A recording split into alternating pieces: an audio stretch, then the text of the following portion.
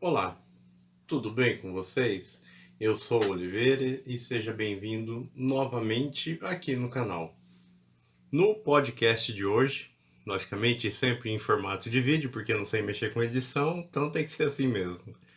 No podcast de hoje eu vou contar um pouco do relato, da rotina minha, que é uma rotina simples, das coisas, um pouco das coisas que eu penso, dos projetos e alguns outros assuntos, tá? E uma rápida explicação para você que caiu de paraquedas nesse quadro aqui. É um quadro que a maioria das vezes é em formato de podcast, outras vezes em formato de vídeo, que eu conto um pouco minha opinião, minha rotina e todo o resto a ser falado, tá? Então eu vou começar o podcast de hoje falando de um problema que eu tive essa semana que foi o senhor dos problemas master até agora que eu enfrentei aqui na minha casa. O que que acontece? Vou contar um pouco aí, vocês vão ver e vai vendo a situação. A casa onde eu moro é uma casa popular, uma casa simples, humilde, casa de pobre mesmo. Ela foi modificada, ela foi aumentada, tá? Então tem cômodos a mais, outros quarto, a sala, tudo aumentado. É uma casa comum, mas a estrutura dela básica é de uma casa popular. E ela tem alguns problemas estruturais bem graves a serem corrigidos. Desde rachadura, que a gente vai tentando arrumar conforme dá, telhado e tudo um pouco. Tudo foi se arrumando aos poucos. A gente, conforme dá, a gente vai mexendo, mas faz bons anos que eu não tenho mexido. E um dos principais problemas que eu tenho hoje atual nela é um problema de uma calha. Ela é colada no muro, tá? Um lado na lateral da casa é colada no muro. Não tem o corredor na lateral. E ali tem uma calha que pega de fora a fora. Pega a área de serviço, pega um pouco da sala, pega a cozinha, pega tudo. E nessa calha ali, ela foi mal dimensionada para a estrutura da casa. Como eu disse, é uma casa popular, então o pedreiro que aumentou acho que não tinha muita noção. E pelo que eu vi, acho que cada parte foi feita por um pedreiro diferente, né? E então aí tá mal dimensionado aquela calha. O que acontece? Há algum tempo atrás eu tive problema de chover ali, aí a única saída que tem na calha ela tampa e a água não transborda ali, e como ela é muito rasa, ela acaba caindo para dentro da laje. Aí dá infiltração na laje. Se fosse por aí até tá bom. Mas o problema é que quando aumentaram a cozinha, eu acho que não fizeram a laje do jeito correto, então não grudou as partes da laje. Então tem uma rachadura bem grande de fora a fora. Eu já tampei com massa corrida, eu já tampei com gesso e volta e meia racha ali. Então eu já meio que aprendi a conviver com aquela rachadura ali na parte da cozinha. E quando transborda, normalmente numa casa, vai dar infiltração, né? Por exemplo, a cozinha inteira vai ficar ali com o teto úmido, dando umas gotejadas, porque a água se espalha pela laje em cima.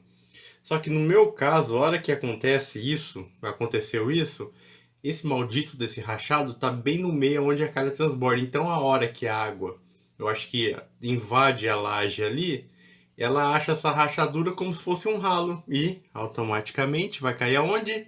Vai cair dentro da cozinha. E cai muita água. Essa calha eu já mexi, eu já abri bocal em mais lados dela. Eu já fiz tudo que tinha para fazer. Porém, é um problema que eu falei. Ela é mal dimensionada ali. E é um problema estrutural e deve ficar bem caro para arrumar. Eu não conseguiria arrumar, teria que chamar um pedreiro, refazer tudo ali. E o que eu ganho mal dá para me sobreviver. Imagine mexer com parte estrutural de casa. Então a gente vai levando. Eu já tive vários problemas com essa calha, até mesmo antes de ter meus filhos. Sempre tive esse problema. E fazia um bom tempo que não dava esse problema de entrar água ali, né? Então, eu tô numa época agora, aqui na minha região, de muita chuva. Já tá chovendo tem uma semana. Chove, dá sol. Aí dá uma chuvona muito forte e dá o sol. Aí tem dia que fica chuviscando o dia inteiro. No outro dia dá uma chuvona e para. E tá nisso. E era me ter feito antes o podcast, mas eu tava com tanta raiva. Um pouco de raiva e decepção misturado junto que eu acabei nem fazendo. Tô fazendo agora que já meio que passou um pouco o desespero. É, vai e volta, o problema vai e volta, né? E meio que a gente acostumou, mas fazia muito tempo que não acontecia isso daí. E a gente foi. Aí deu essa chuva, deu chuvas fortes, sem nenhum problema. Foi, tem que limpar essa calha a qualquer hora. Só que eu tô sem escada, não tem como subir, acessar a calha lá sem escada. E sempre vai levando, tem que limpar essa calha, tem que limpar essa calha. E foi. E foi que até alguns dias atrás, era de madrugada, como tem chovido muito de madrugada, acho que eram umas 3:30, 4 horas da manhã, aquela chuvona, e eu sou meio traumatizado. Eu acordo e vou ver o que está acontecendo. Eu sempre olho alguns pontos da casa quando tem chuva muito forte, né? Porque eu fiquei traumatizado com isso. E vou ver se está tudo bem, se está tudo em ordem. Nesse dia eu acordei, deu uma chuva forte, aí voltei a dormir. Falei, não tá tendo problema, faz anos que não dá problema, voltei a dormir. Aí eu meio que dei uma cochilada, acordei e falei, nossa, a chuva tá muito forte. Parece que alguém deixou a torneira aberta dentro de casa, alguma coisa assim. Aí eu saí pra olhar, levantei, fui pra cozinha, a hora que eu vejo, a calha transbordou lá fora, né? Entupida, deve ter entupido 100%, a chuva foi muito forte demais. Além de estar entupido, não tem vazão. A água entrou pra dentro da cozinha. E foi bem complicado, foi difícil, muito estresse. As crianças tudo meio assustadas, pelo menos não acabou a energia, né? Pra ajudar. As crianças tudo meio com medo, a gente correndo, eu e minha esposa correndo pra tirar. Eu tenho um armário. Nos outros vídeos que eu mostrei no meu estoque de comida, eu tenho o meu estoque primário, que é o que fica na cozinha, que a gente vai consumir em breve. E tem o estoque que eu guardo lá no quartinho, nos tapueres, onde dá. É o estoque mais longo, que você não vai acessar ele tão rápido ali. Então, eu guardo nesses armários. Justamente um dos armários estão embaixo nessa parede que é colada ali. E aí nesse armário eu tenho algumas louças, tem um pouco de comida e tem em cima um forno elétrico e um micro-ondas. E como hora que eu fui ver, já tinha chovido muito, a cozinha já estava alagada, já estava escorrendo água para a sala. Foi parecendo coisa de filme mesmo. Essas coisas de você vê no jornal. Nossa, aquilo bate um desespero, bate uma agonia na gente, a gente não sabe o que faz. Se acode primeiro, se puxa. E no final das contas ali, molhou tudo. Caiu muita chuva na cozinha. A gente ficou até mais ou menos umas 7 horas da manhã. Eu calculo que devia ser umas 4 horas, até as 7 puxando água para fora de casa, desmontando tudo ali e tentando salvar. Mas eu sei que por causa dessa chuva que deu, o tanto de água que entrou, assim que a gente começou a mexer ali, já diminuiu bem. Mas eu perdi muita comida ali no meu armário ali. Fica muito saco de arroz, açúcar, fica bastante coisa ali que é um mais pesadão, a gente põe ali. Alguns temperos ali pro lado tem coisa. Então aquilo ali alagou tudo. Sem contar que essa chuva molhou, eu perdi o micro-ondas. O micro-ondas eu sequei ele o máximo possível, desmontei, passei álcool isopropílico onde tinha que passar, tudo. Sequei, deixei 2 dias secando com ventilador e com soprador, tudo. Porém, ele não funciona. Você aperta lá, ele não, ele dá um erro, alguma coisa ali que ele liga e desliga. Já fiz tudo que tinha para fazer, não sei o que aconteceu. Eu tenho um conhecimento em eletrônica, uma pouca coisa, então eu consigo me virar ali. Eu sei localizar o mais básico e consertar, mas infelizmente eu não sei se queimou a placa, ou seja, olha o prejuízo. Perdi o micro-ondas, fiquei sem micro-ondas por causa da chuva. Forno elétrico não tem muito segredo, tem aquela lã de vidro dentro. Ali eu acho que ele vai funcionar, tá secando aí, tô deixando secar, Mas como não tem nada ali, eu acho que é só esperar secar. Não liguei ele ainda. Mas o micro-ondas a gente precisa muito para esquentar comida para as crianças, tudo. E perdi o micro-ondas por causa dessa maldita dessa problema estrutural. Saco de arroz, molhou tudo, encharcou tudo. Lá nesse armário eu sempre costumo manter ali os seus 15 quilos de arroz, que consome muito aqui em casa no mês. Então mantém ali sempre 15 quilos de arroz, algumas bolachas, farinha. Nossa, perdi, não sei se perdi, mas o açúcar que tinha lá empedrou tudo. E outra coisa, a água que caiu lá da calha, passa pela laje e tudo ali, é poeira, é sujeira, não é uma água limpa, é uma água suja. Então, o arroz lá, vou fazer o quê? Eu vou lavar ele? Vou pôr pra secar? O negócio encharcou, até inchou tudo. Então tem que jogar tudo no lixo. Infelizmente não tem o que fazer. Aí eu falo, a gente faz as preparações, está sempre precavido, tentando estar precavido porque possa acontecer. Aí vem uma coisa dessa totalmente inesperada aí e ferra bem a vida da gente. Então eu fiquei bem, como disse, um pouco com raiva, um pouco decepcionado e daí foi. Eu fiquei mesmo, muito assim, é por causa que perdi os alimentos, né? Tá bem caro as coisas no mercado, tá difícil. Que nem eu falei, eu mal ganho aí para me sustentar e perdi tudo isso daí, nossa, bate um desânimo. Um pouco a gente aprende. Agora as próximas coisas já não vai ficar, se for voltar a ficar ali, eu talvez até tire aquele móvel dali, mas se for ficar ali, provavelmente eu vá pôr em algum tipo de garrafa, alguma coisa assim, mesmo que seja para usar, dá um pouco mais de trabalho, mas se vem acontecer isso, você tá mais protegido ali.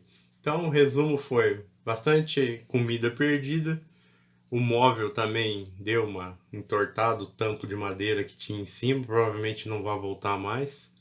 O armário é de aço, secou, tá novo, mas o tampo já era, o micro-ondas já era, o forno testei e um pouco dos meus alimentos ali do mês foi pro pau.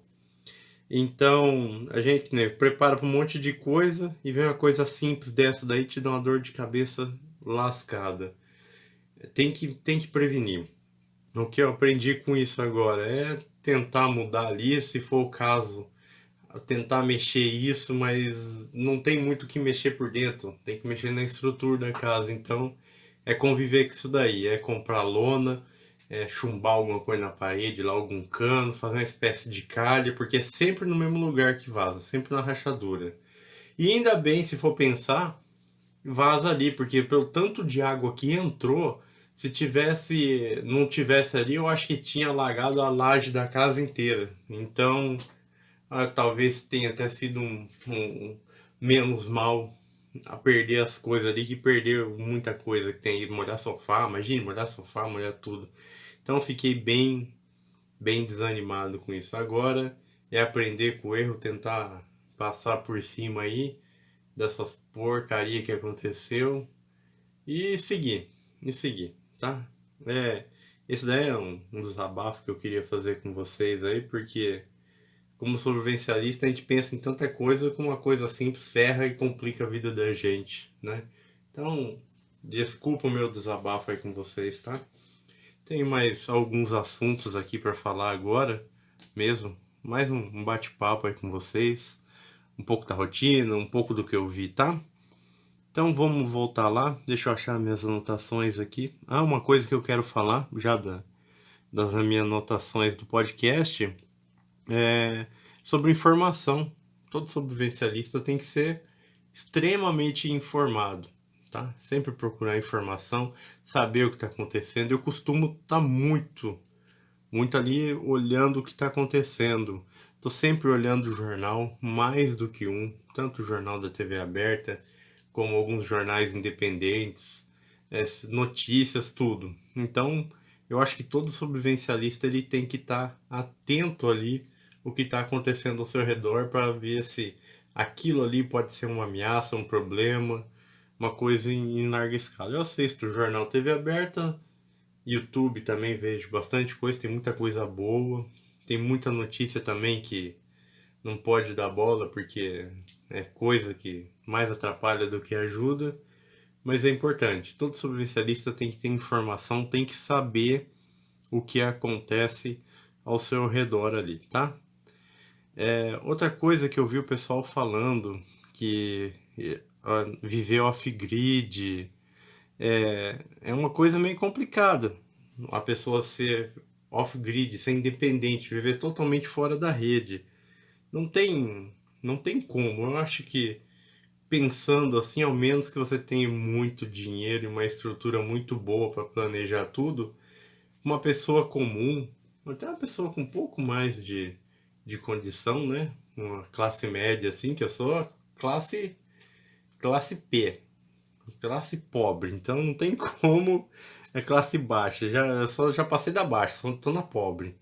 Então, não tem como viver off-grid. A gente tenta fazer ali, fazer um, que nem eu tenho minha criação de codorna, eu tenho uma horta, tenho o meu sistema de energia solar, inclusive, que faz fundo aqui pra gente no podcast, que trabalha independente ali, mas uma hora ou outra ele vai te dar problema, você vai precisar comprar peça, a horta ela precisa dos seus insumos, a criação de codorna precisa de comida, remédio e tudo. Então não tem como. Isso daí é um sonho impossível viver off-grid.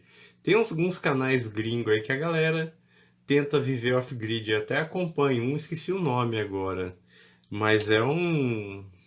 Não tem como. Você consegue viver paralelo ao sistema ali. Totalmente off-grid nos tempos de hoje eu acho que não tem como. Tá? Não sei se posso estar errado. Mas ao meu ver, não tem como. Não tem como mesmo. Você vai depender de remédio, você vai depender. Né, mesmo se você produz sua comida, você vai depender de um mercado, alguma coisa assim. Até isso sem luxo, tá? Isso você tendo uma vida simples, tá? Você vai depender. Imagine se você quiser ter os confortos que tem hoje. Então, ao meu ponto de vista, off-grid, vivendo fora da rede, é uma coisa fantasiosa. Outra coisa que eu vi também o pessoal falando muito aí é de ser autossuficiente. Como que você vai ser autossuficiente? Eu acho que tem que ser uma colônia, tipo dessas que você vê em filme, que vai para espaço, que vai para você viver com autossuficiência. Você pode conseguir alguma coisinha ali, fazer um esqueminha ali, por exemplo, o esterco lá da minha criação de codorna, eu faço o processo de curtir eles e eles viram adubo para horta. Tá, isso daí seria mais ou menos um ciclo de autossuficiência ao meu pensar. Mas não é só isso que eu preciso de outras coisas também. Entendeu? Eu, então, autossuficiente também, sobrevivencialista autossuficiente também, eu acho que não tem muita lógica aí. Tenta, todo mundo tenta, né? Mas, ao meu pensar, não, eu acho que não dá muito certo, não. Também falar um pouco aí que, relembrando o apagão que teve lá pra cima, lá que o pessoal ficou sem energia todo aquele tempo, isso daí acende uma luz de alerta pra gente, porque todo mundo é muito dependente, todos são muito dependentes de tudo, água, energia, internet, tudo. Então, quando dá uma pane nisso daí, muita gente surta.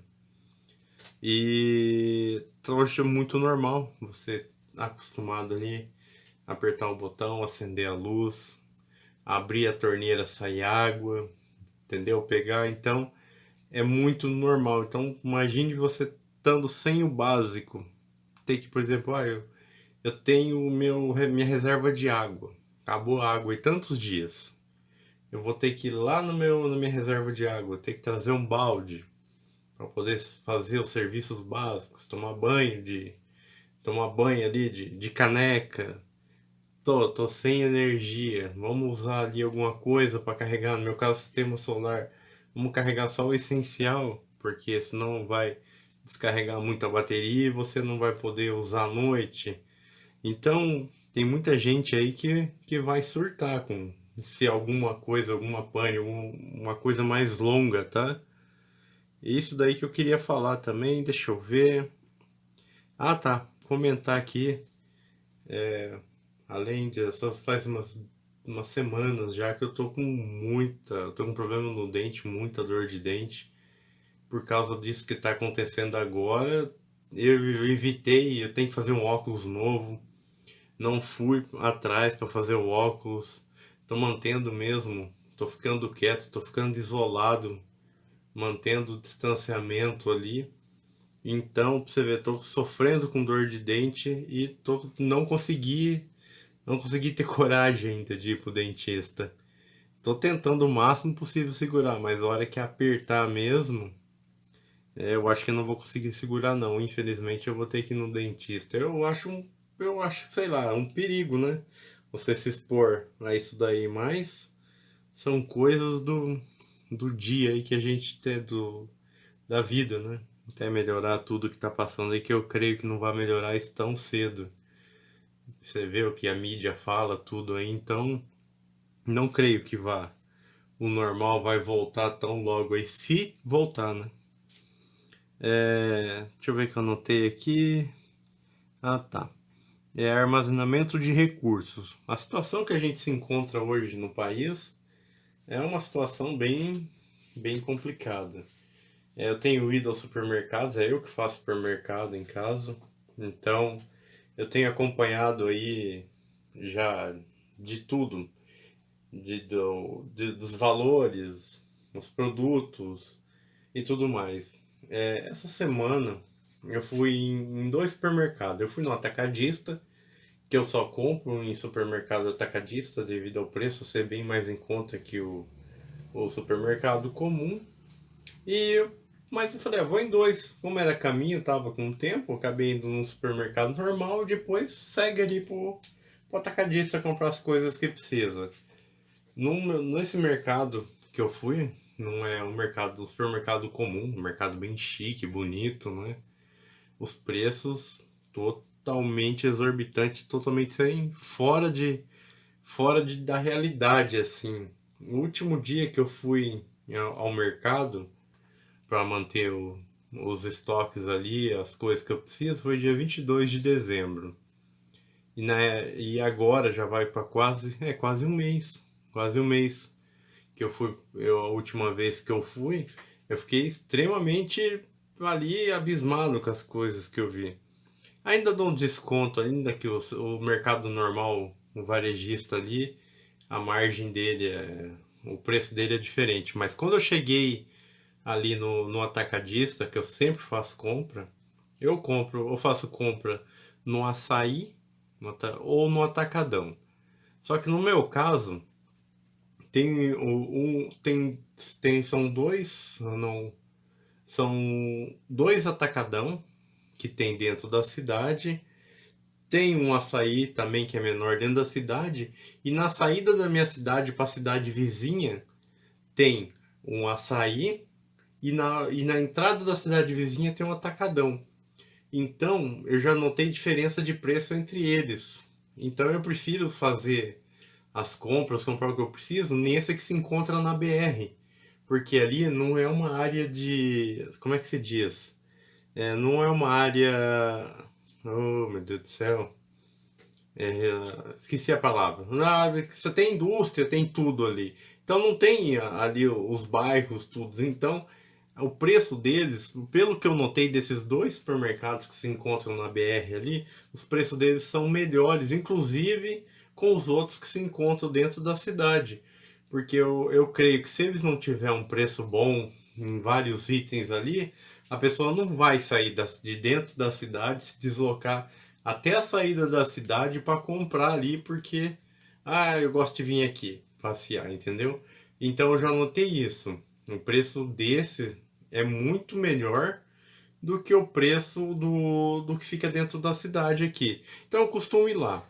E no outro, na entrada da outra cidade, é um atacadão que tem também, que tem um preço muito bom. Porém, ele é pequeno, não tem tanta variedade. E a hora que eu cheguei no mercado ali para fazer minhas compras básicas ali, muita, muita coisa mudou de preço em quase um mês. Olha, deu, deu medo, viu? Deu medo. Coisas básicas que eu tô acostumado com o preço, sempre com as mesmas marcas. Não costumo variar de uma marca para outra, sempre compro ali mais ou menos aquilo ali e eu sei o preço que custa. Então qualquer alteração ali a gente vai saber. E muito, muito mais caro mesmo. Eu até falei como é que pode ter menos de um mês ter subido tanto, então no começo do ano, estão falando que no meio do ano vai piorar. Então a hora, a hora é agora. Quem puder armazenar, quem puder estocar de tudo, não só alimento. Eu acho que hoje tudo que você tem guardado é um recurso importante. Porque, por exemplo, eu costumo ter peças sobressalentes, por exemplo, a minha casa. Já mostrei aí em compras, tem um quadro aí que chama Compras do Abrigo, chuveiro, cano, fio, tudo que você usa ali eu vou armazenando isso. Porque eu não é perdido, uma hora ou outra, se der problema, já tá ali. Então, por exemplo, eu fui comprar. Ah, comprei ferramentas. Tá, ferramenta não acho que não encaixa. Mas comprei lâmpadas. Ah, achei uma promoção de lâmpada, vou comprar. Compra. Compra porque com certeza vai subir e uma hora ou outra ali uma lâmpada vai queimar, pronto, você tá ali. A sua reserva ali já garantiu.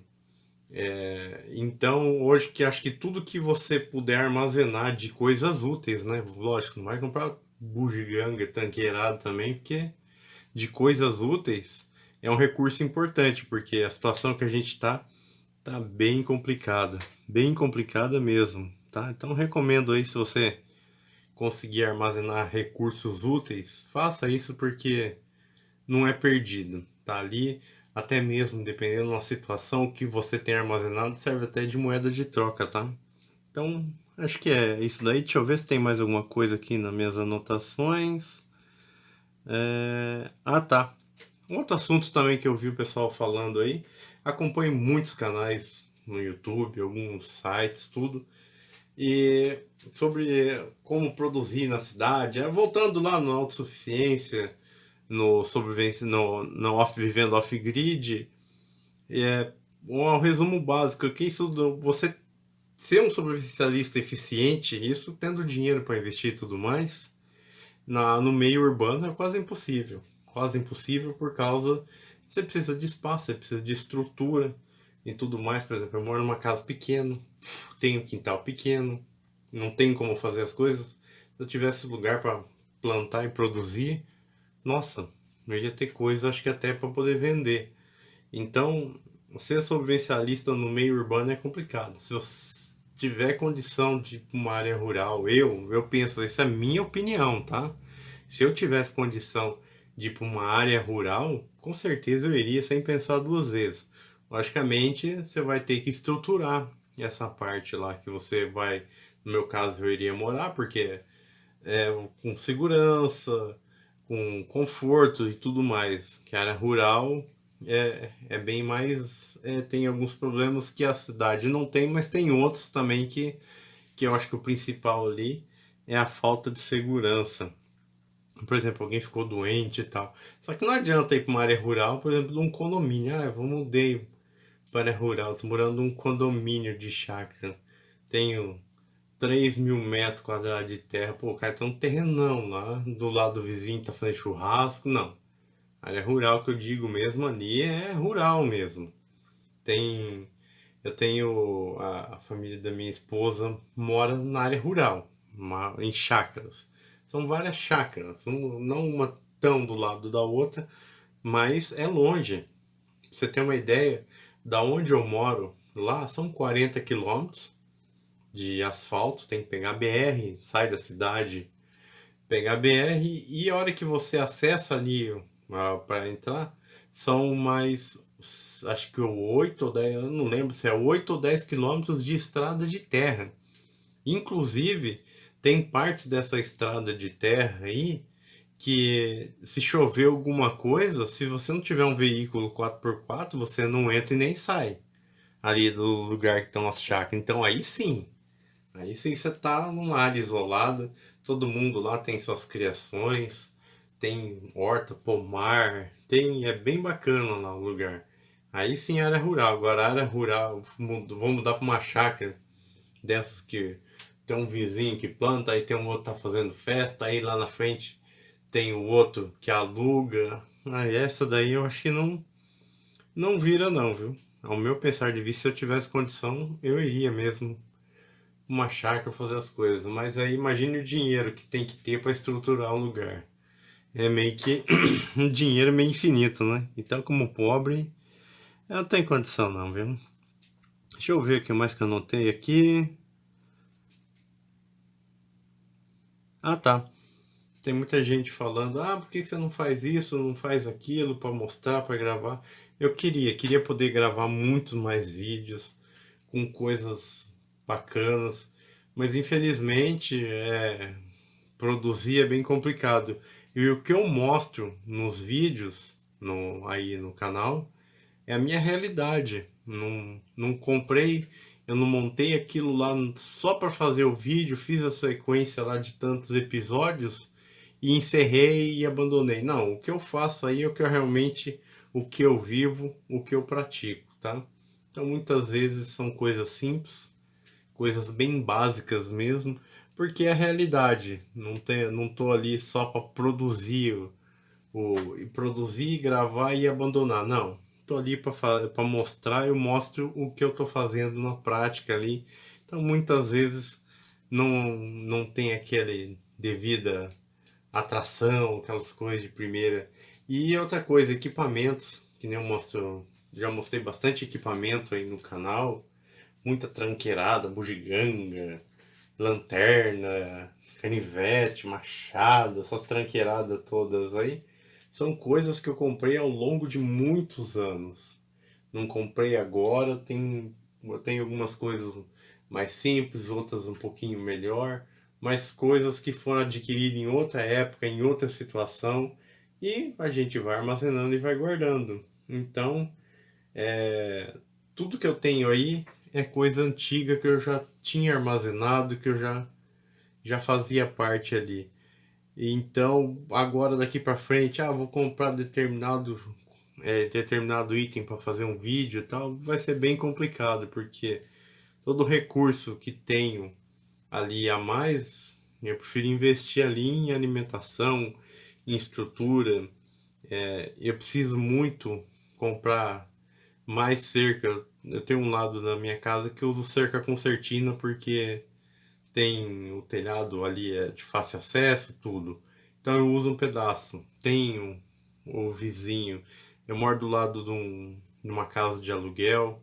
Então é bem complicado porque toda hora ali tem gente trocando. Você nunca tem ali uma família que é fixa, um inquilino ali que está sempre ali. Então toda hora está trocando. Então eu preciso fortificar um pouco esse meu lado com concertina talvez, ou com algum tipo de outra proteção no muro,